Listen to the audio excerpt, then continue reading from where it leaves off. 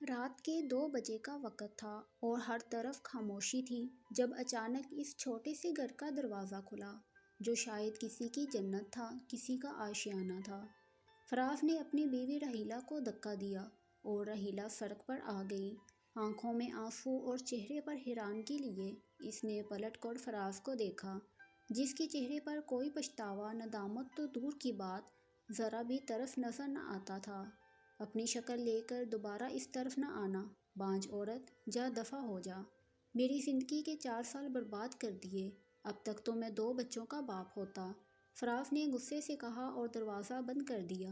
یہ تو وقت ہی جانتا تھا کہ کون کتنا برباد ہوا تھا۔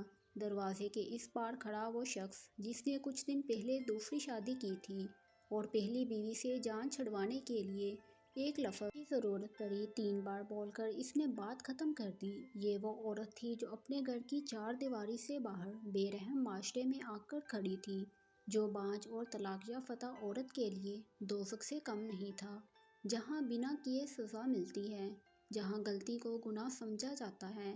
معاشرے کی اس کتاب میں عورت نام کے مضمون کی آخری لائن یہ ہے کہ غلطی تو ہمیشہ عورت کی ہوتی ہے۔ رحیلہ کو بھی ایسی ہی ایک غلطی کی سزا دی گئی تھی، وہ غلطی جس میں اس کا کوئی قصور نہیں تھا۔ ساس بھی کھڑی دیکھ رہی تھی، پر اسے رحیلہ کی کوئی فکر نہ تھی۔ وہ تو پہلے ہی رحیلہ سے جان چھڑوانا چاہتی تھی۔ رحیلہ نے ایک نظر اس گھر کی طرف دیکھا جو اس کا کبھی تھا ہی نہیں۔ وہ اپنے آنسو صاف کرتی ہوئی اٹھی اور اپنی ماں کے گھر کا رخ کیا۔ گھر تک کا فاصلہ 5 منٹ کا تھا۔ رحیلہ نے خود کو سنبھالنے کی کوشش کی اور چہرے پر ہلکی سی مسکراہٹ سجا لی، کہیں بیمار ماں اس کی آنکھیں نہ پڑھ لے۔ ماں کے گھر میں داخل ہوئی ماں سردی کے اس موسم میں برآمدے میں رکھی ایک پرانی چارپائی پر خستہ لحاف میں لیٹی تسبیح پڑھ رہی تھی، اپنے بچوں کی خوشیوں کی دعا کر رہی تھی۔ جب آنکھیں کھولی تو بیٹی کا مسکراتا چہرہ نظر آیا۔ اور بیٹی اس وقت یہاں؟ ماں کا دل گھبرا گیا، پوچھا، بیٹی سب خیر ہے نا؟ ہاں ماں، فکر کی کوئی بات نہیں، تیری بہت یاد آ رہی تھی نا، تو فراز سے کہا ماں کے پاس لے جاؤ، وہ ہی چھوڑ کر گئے ہیں، صبح لے جائیں گے واپس۔ ماں کو تسلی دے کر مطمئن تو کر دیا۔ رحیلہ کی بھابھی اس طرف آئی اور ایک روٹی چارپائی پر رکھ کر چلی گئی۔ رحیلہ نے دیکھا روٹی جلی ہوئی تھی اور دال شاید باسی تھی۔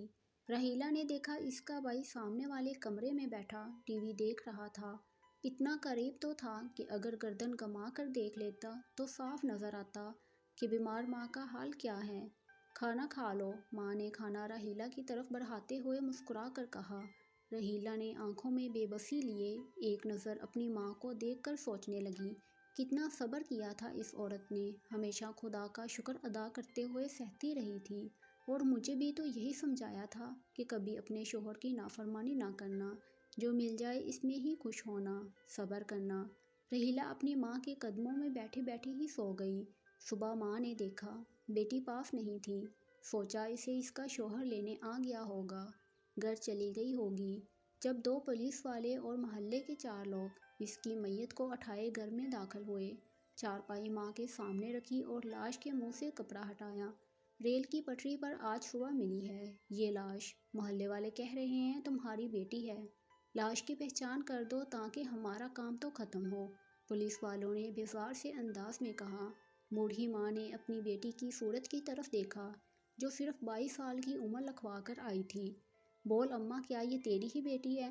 وہ سچ میں اس کی ہی بیٹی تھی، جس نے ماں پر بوجھ بننے سے آسان جان دینا سمجھا اور خودکشی کر لی۔